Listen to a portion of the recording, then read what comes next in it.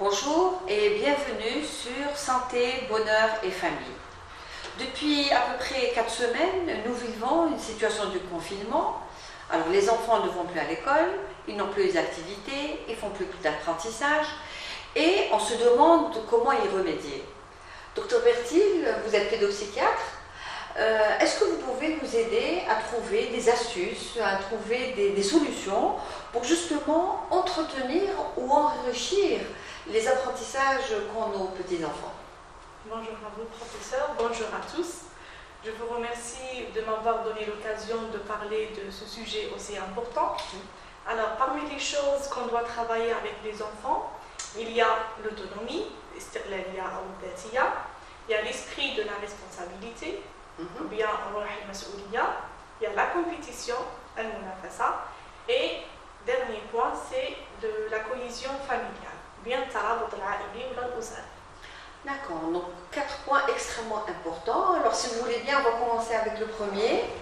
Alors dites-nous un peu comment on peut travailler l'autonomie autour des enfants. Alors, pour l'autonomie, on pourra travailler beaucoup de choses. Mais je vais vous donner juste des exemples. Par exemple, pour les petits, on pourra leur apprendre à enlever la couche. Oui, ceux qui n'ont pas encore l'autonomie sphinctérienne. Exactement. Pour les enfants un peu plus grands, par exemple, le fait de se déshabiller tout seul, de se brosser les dents tout seul. Et pour les pré-ados, ou bien pour les adolescents, par exemple, le fait de se doucher tout seul. D'accord, alors voilà pour l'autonomie. Maintenant, comment on peut nourrir la responsabilité chez les enfants? Comment on peut l'acquérir? Pour la responsabilité, en distribuant les tâches entre les différents membres de la famille, et plus exactement pour les enfants, là, également. Oui, c'est-à-dire l'enfant, voilà, l'enfant va se sentir responsable d'une tâche. D'une tâche donnée qu'il doit accomplir au cours de la journée. Après, par rapport au Mounafasa, il y a le troisième point. Est-ce que on peut même peut-être donner des bons points ou la donner des notes par rapport à une tâche. On peut comparer la tâche faite par 2 enfants pour les encourager. Très bien, voilà. Et donc, on arrive à l'autre point, c'est celui de la cohésion familiale. C'est-à-dire en se partageant le même repas, c'est-à-dire au cours du même moment, à l'arrêt de l'ada, où les parents ils les enfants, c'est-à-dire à l'école, c'est-à-dire au cours du confinement, on pourra profiter et là on se partage les mêmes idées, par exemple, ou bien les mêmes soucis, etc. C'est ça, c'est-à-dire on peut profiter du moment du repas pour partager des choses entre nous. On peut réfléchir à comment on a passé la matinée, comment on va passer l'après-midi. On peut parler de quelque chose qu'on a fait la veille. Vraiment des sujets qui peuvent ramasser la famille ensemble. On peut parler de la grand-mère qui est loin et à laquelle on doit donner un coup de fil. Il y a beaucoup de sujets qui concernent la famille et qu'on peut partager au moment de ce repas, moment tellement précieux. D'accord, donc on a vu les 4 points cardinaux qu'on peut travailler pour enrichir et entretenir les capacités d'apprentissage des enfants. Docteur Bertil, est-ce que vous pouvez nous donner maintenant un exemple d'une journée? Comment on peut passer une journée avec les enfants? Par exemple, la matinée, qui nous donne الصباح نقدروا نسمحوا لهم على غير العادة في وقت الدراسة إنه ينوضوا شوية un peu plus tard. Et puis بعد ما ينوضوا كل طفل راح يقوم بالنظافة تاع الجسم ديالو. Pour les grands اللي يعرفوا c'est bien, sinon pour les tout petits, on va profiter pour leur apprendre. C'est-à-dire soit نعلموهم ولا نعاونوهم. Ça rejoint un peu le point que vous avez évoqué tout à l'heure, c'est-à-dire travailler l'autonomie des enfants. الأطفال حيولوا مستقلين، هذاك الوقت نستغلوه باش نخدموا الاستقلالية تاع الأطفال. Alors ensuite بعد ما يشربوا الحليب تاع الصباح مع جميع أفراد العائلة اللي هو وقت تاع البارتاج تاع précieux aussi. C'est un moment précieux de retrouvailles entre les différents membres de la famille. À la fin du petit déjeuner, on va donner des tâches à chaque enfant.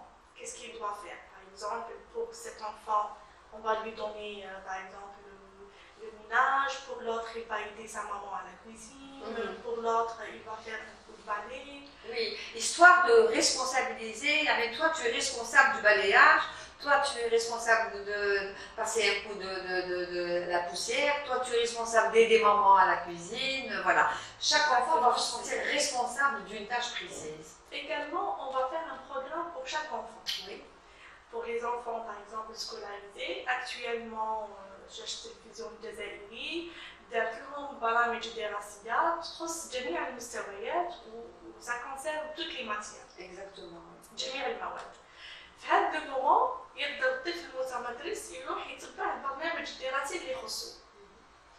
Et pour les autres enfants, c'est-à-dire les tout petits qui ne sont pas encore scolarisés, là, les parents ils peuvent leur proposer des activités éducatives et amusantes. C'est-à-dire تربوية en même temps راحين ترفيهية.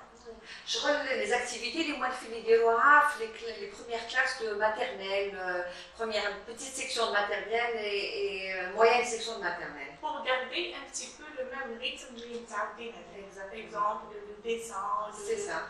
الأشغال اليدوية, le coloriage, etc. بعد الفطور, qui est aussi un moment précieux comme le petit déjeuner, comme le dîner. هنا نخليو وقت un moment de calme.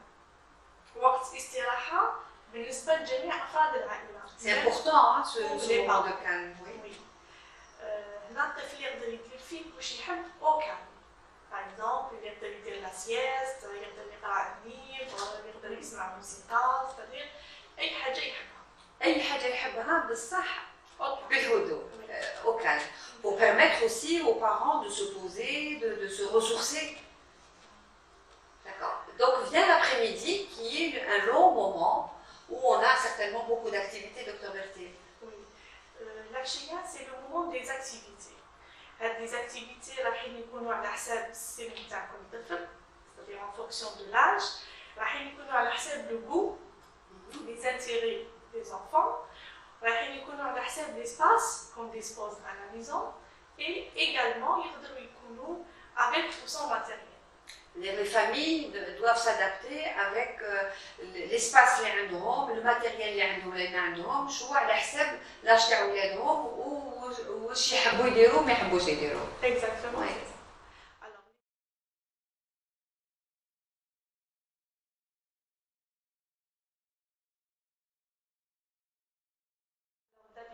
Nous, les pédopsychiatres, c'est-à-dire on déconseille toujours les parents de laisser leur enfant trop exposé aux écrans, etc. Mais en ce moment-là, au moment du confinement, on peut être un peu plus tolérant, c'est-à-dire نسمحوا لهم وقت زيادة على اللي موالفين عليه. je conseille les parents باش يكونوا prudents, لازم يكونوا c'est-à-dire les enfants, leurs enfants sous contrôle. Oui. Oui, il leur propose des activités éducatives اللي رايحين يتعلموا منها حاجات تكون ثقافية اللي رايحة تفيدهم من بعد. لا ما يدخلوا في les sites qui ne sont pas adaptés à leur âge, là où يكونوا فيهم des jeux agressifs. Voilà. يقدروا يروحوا الالعاب يعني في انترنت بصح او موان الالعاب تكون في السن تاعهم وما يكونش فيها عنف, ما تكونش فيها فيولونس يعني. Également, ils peuvent contacter par exemple leurs copains, les malades qui chauffent actuellement, ou là, autres membres de la famille, les rabbins. Exact. Ils peuvent utiliser les réseaux sociaux par exemple باش يتصلوا بالعائلة تاعهم ولا بصحابهم اللي عندهم بزاف اللي ما شافوهمش. Voilà. Donc on a passé tout l'après-midi, vient le soir, le dîner. Oui, le soir, après le dîner, c'est-à-dire on pourra proposer une série familiale. Oui, les membres de la famille jouera ensemble. Vous voulez dire une série télévisée que peut choisir la famille. D'accord. C'est ça. Également, on pourra proposer des contes, des histoires pour les tout petits. D'accord, on peut par exemple raconter aux enfants leurs histoires propres, depuis qu'il est petit, comment il est venu au monde, comment il a grandi, ses bêtises.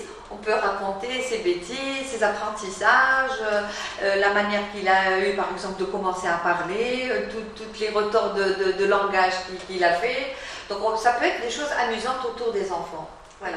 Donc là, vous venez de dépeindre une grande panoplie, Dr Bertil, de toutes les activités. C'est très riche, hein, vous avez énuméré beaucoup d'activités, mais ça reste quand même un exemple, un prototype. Oui. Donc,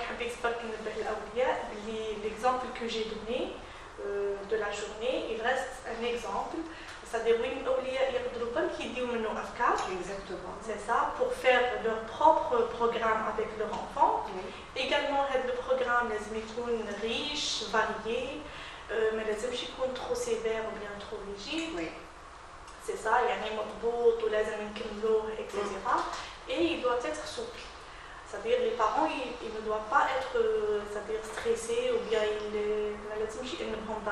ils se culpabilisent en fin de journée parce qu'ils n'ont pas fait les tâches. C'est ça. Il ne faut pas qu'on tombe dans l'autre écueil à vouloir trop bien faire et que les parents ils se culpabilisent. J'ai fait un programme et j'ai pas été jusqu'au bout. C'est pas grave, hein. L'essentiel c'est d'essayer de faire un programme, d'essayer au mieux qu'on puisse, selon ce qui se passe actuellement, de le suivre au mieux.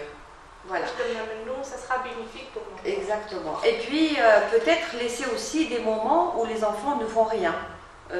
On peut accepter que les enfants s'ennuient parce que l'ennui il peut donner à l'enfant la capacité de créer, d'imaginer. Donc c'est pas grave, hein, si les enfants s'ennuient un peu, on peut largement accepter ce fait-là. Voilà. Donc merci beaucoup, Dr Bertil. Vous nous avez donné beaucoup de conseils, vous nous avez donné beaucoup d'idées pour que les parents puissent prendre des exemples pour pouvoir faire leur propre programme, hein, avec leurs propres enfants chez eux. Je vous remercie aussi beaucoup de nous avoir suivis et à bientôt pour d'autres